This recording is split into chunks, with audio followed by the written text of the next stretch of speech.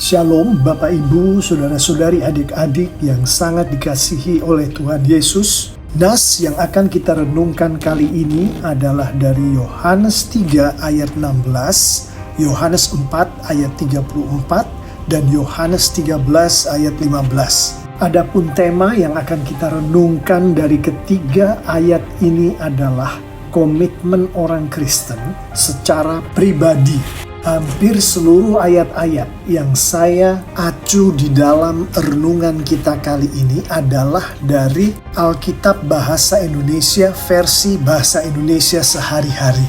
Ketiga ayat yang akan kita renungkan ini adalah sebagai berikut.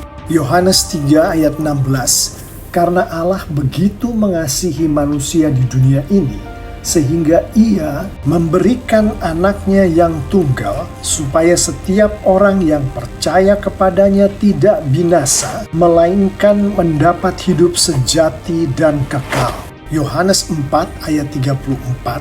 Lalu Yesus berkata, "Makananku adalah mengikuti kemauan Dia yang mengutus aku dan menyelesaikan pekerjaan yang diserahkannya kepadaku." Yohanes 13 ayat 15, "Aku memberi teladan ini kepada kalian, supaya kalian juga melakukan apa yang sudah kulakukan kepadamu."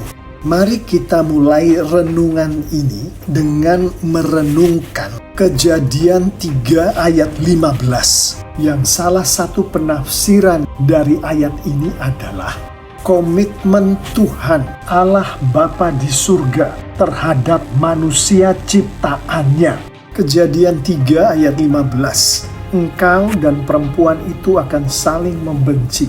Keturunannya dan keturunanmu akan selalu bermusuhan. Keturunannya akan meremukkan kepalamu, dan engkau akan menggigit tumit mereka."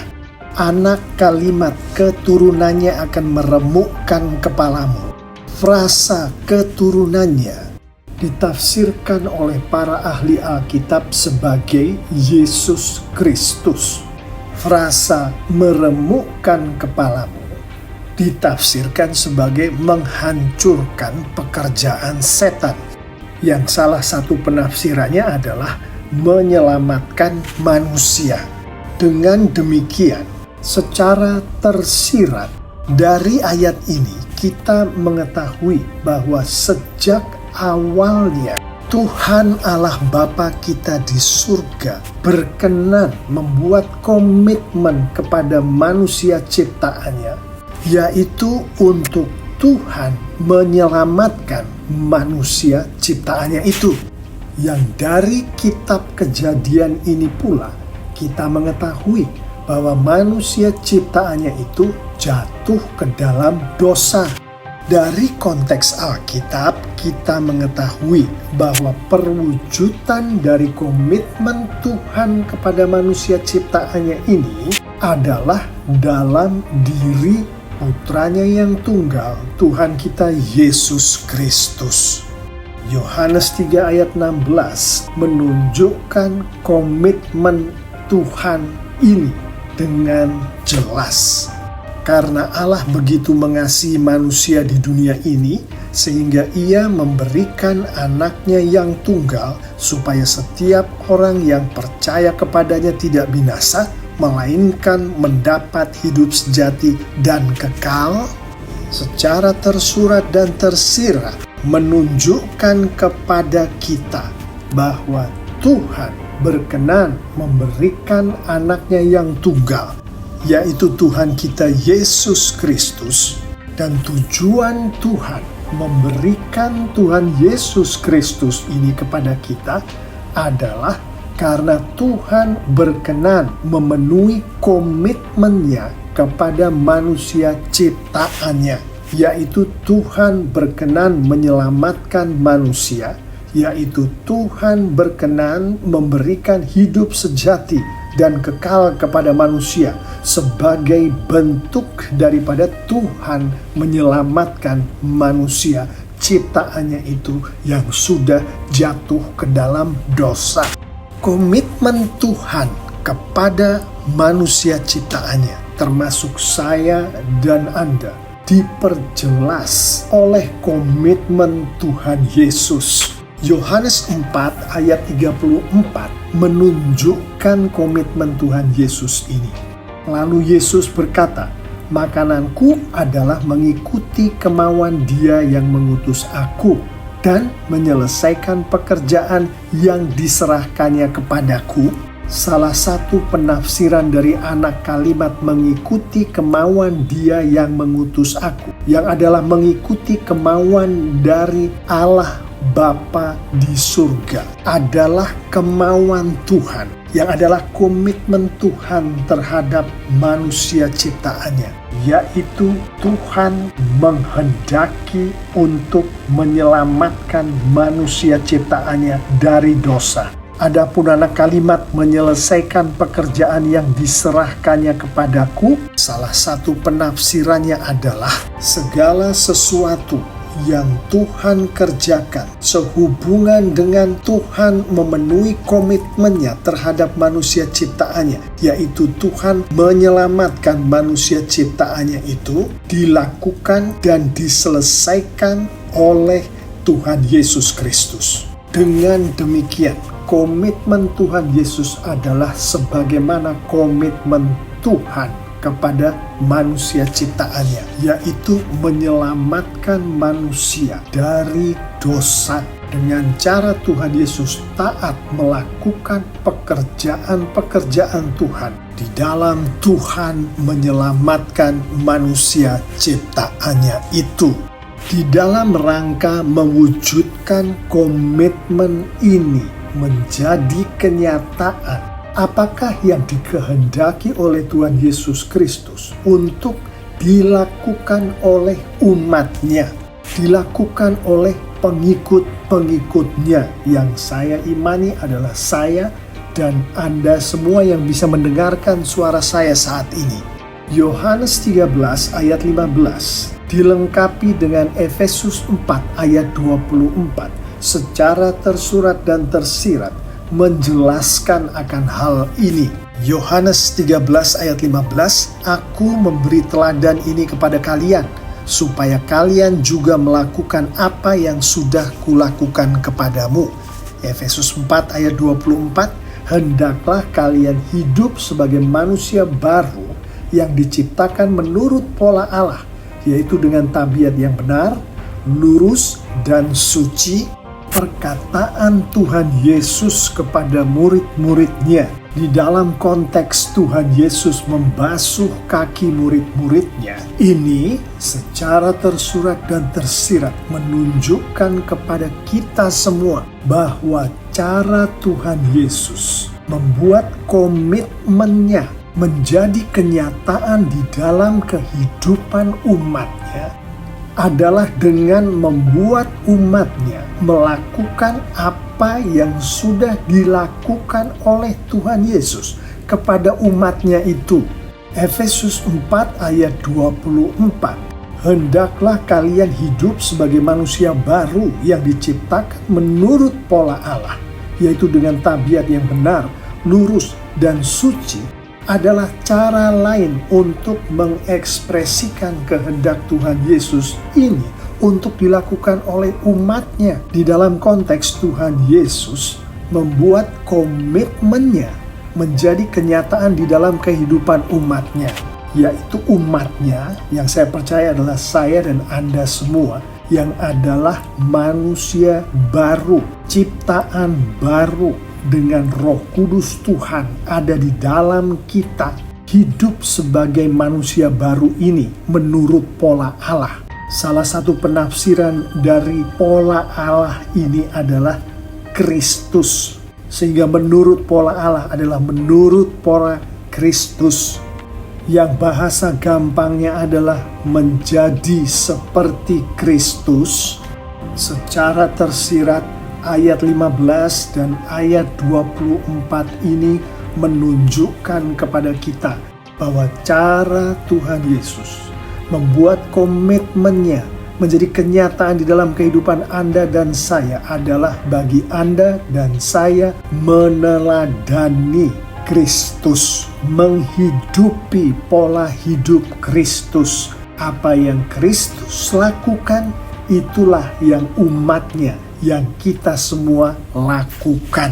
Alkitab menunjukkan pada saat umat Kristus, kita semua melakukan apa yang dilakukan oleh Kristus. Artinya meneladani Kristus. Maka pada saat kita melakukan itu, pada saat kita meneladani Kristus, kita sedang dipakai oleh Kristus untuk Kristus menghidupi komitmen Tuhan Allah Bapanya di surga, yaitu kita sedang dipakai oleh Kristus untuk Kristus menyelamatkan manusia sebagaimana dikehendaki oleh Bapanya di surga. Sekarang marilah kita renungkan komitmen dari umat Kristus, yaitu komitmen dari saya, dari Anda, komitmen orang-orang Kristen secara pribadi. Firman Tuhan dari 1 Korintus 4 ayat 16 dan 1 Korintus 11 ayat 1 secara tersurat dan tersirat menunjukkan komitmen umat Kristus ini. 1 Korintus 4 ayat 16, sebab itu saya minta dengan sangat supaya kalian mengikuti contoh saya. 1 Korintus 11 ayat 1, ikutlah teladan saya seperti saya pun mengikuti teladan Kristus. Kedua ayat ini secara tersurat dan tersirat dengan jelas menunjukkan kehendak Tuhan atas umatnya, yang dalam hal ini Tuhan menyampaikannya kepada kita melalui Rasul Paulus, yaitu Tuhan menghendaki umatnya untuk mencontoh, untuk meneladani Kristus. Salah satu penafsiran dari ayat-ayat ini adalah Rasul Paulus yang adalah umat Kristus, yang adalah seorang manusia yang memiliki Roh Kudus Kristus di dalamnya, mengatakan kepada kita semua pengikut-pengikut Yesus di hari ini, hai pengikut-pengikut Yesus, teladanilah aku sebagaimana aku meneladani Kristus. Penafsiran dari ayat-ayat ini di hari-hari ini termasuk saya dan Anda yang adalah umat Kristus, yang di dalam diri kita memiliki Roh Kudus Kristus. Hai kita semua, teladanilah satu sama lain sebagaimana kita masing-masing meneladani Kristus. Demikianlah sebenarnya komitmen umat Kristus itu, yaitu meneladani Kristus, yang sebagaimana kita renungkan tadi, pada saat kita semua umat Kristus meneladani Kristus, di saat itulah Kristus memakai kita umatnya untuk Kristus mengikuti, mematuhi kehendak dari Tuhan Allah Bapa di surga, yaitu Tuhan memenuhi komitmennya untuk menyelamatkan manusia ciptaannya dari dosa. Apakah itu berarti kitalah yang menyelamatkan manusia dari dosa? Bukan. Yang menyelamatkan manusia dari dosa hanya Tuhan saja yang bisa melakukan melalui Kristus, dan Kristus mempergunakan saya dan Anda untuk melakukan pekerjaan Tuhan ini. Demikianlah Bapak, Ibu, saudara-saudari, adik-adik yang sangat dikasihi oleh Tuhan Yesus. Komitmen orang Kristen yang benar, komitmen orang Kristen secara pribadi. Saya akan menutup renungan kita kali ini dengan mengajak kita semua untuk merenungkan apa sih yang kita teladani dari apa yang dilakukan oleh Kristus. Di dalam Kristus mentaati kehendak Bapanya di surga itu, saya akan mengajak kita untuk merenungkan Matius 22 ayat 37 dan 39, yang adalah hukum agung Tuhan, dan Matius 28 ayat 19 sampai 20 yang adalah amanat agung Tuhan. Merenungkan dua hal ini bukan berarti bahwa hanya mengenai dua hal ini sajalah kita meneladani Kristus. Kita meneladani Kristus dari seluruh firman Tuhan mengenai Kristus. Saya hanya mengambil contoh dari dua hal ini. Matius 22 ayat 37 dan 39. Yesus menjawab, "Cintailah Tuhan Allahmu dengan sepenuh hatimu, dengan segenap jiwamu, dan dengan seluruh akalmu.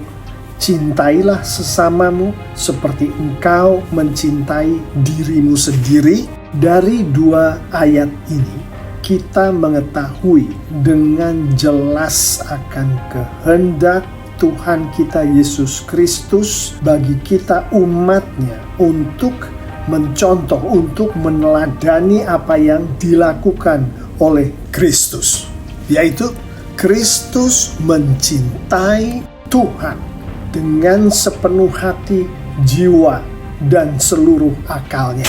Kristus menghendaki kita, umatnya, untuk mencontoh Kristus, untuk meneladani Kristus, yaitu mencintai Tuhan dengan sepenuh hati, jiwa, dan akal kita. Dan sebagai Tuhan yang sejati, yaitu Tuhan 100%, dan manusia yang sejati, yaitu manusia 100%, Kristus mencintai sesama manusia. Demikianlah yang dikehendaki oleh Tuhan Yesus, yaitu agar kita, umatnya, mencontoh, meneladani Kristus, yaitu mencintai sesama manusia.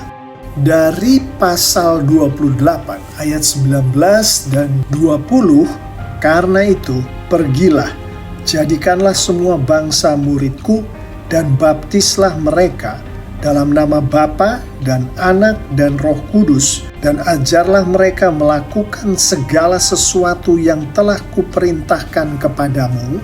Ayat-ayat ini secara tersurat dan tersirat yang dinyatakan di dalam salah satu penafsiran dari ayat-ayat ini menunjukkan kepada kita Tuhan Yesus melakukan pergilah. Salah satu penafsirannya jangkaulah. Tuhan Yesus melakukan jadikanlah murid. Yang salah satu penafsirannya menginjili, memuridkan. Baptislah. Yang salah satu penafsirannya Tuhan Yesus melakukan pelayanan terhadap umatnya, sehingga umatnya itu dibaptiskan. Pelayanan terjadi sebelum dibaptiskan, pada saat dibaptiskan, dan setelah dibaptiskan. Saya tidak akan berbicara mengenai baptisan itu sendiri, karena ada berbagai macam penafsiran mengenai baptisan ini. Namun yang saya mau tekankan adalah implikasi daripada baptisan, yaitu pelayanan sehubungan dengan baptisan. Dan Tuhan Yesus juga melakukan ajarlah, yaitu melakukan pengajaran. Dengan demikian, sebagaimana Tuhan Yesus melakukan jangkaulah, injililah, muridkanlah, layanilah, dan ajarlah, demikian pula lah Tuhan Yesus menghendaki kita semua, pengikut-pengikutnya, umatnya, untuk mencontoh, untuk meneladani Tuhan Yesus di dalam jangkaulah, injililah, muridkanlah, layanilah, dan ajarlah.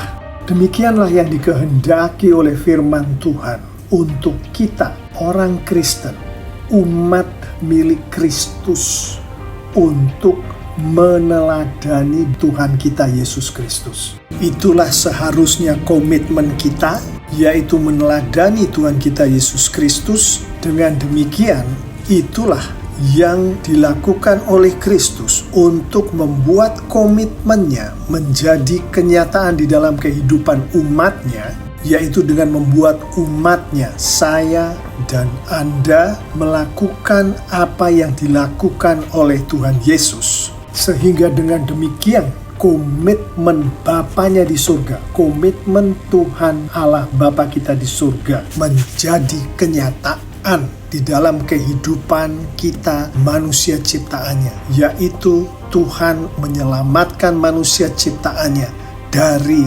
dosa. Demikianlah Bapak Ibu, saudara-saudari, adik-adik yang sangat dikasihi oleh Tuhan Yesus, komitmen orang Kristen secara pribadi. Saya akan mengakhiri renungan kita ini dengan beberapa penerapan berikut.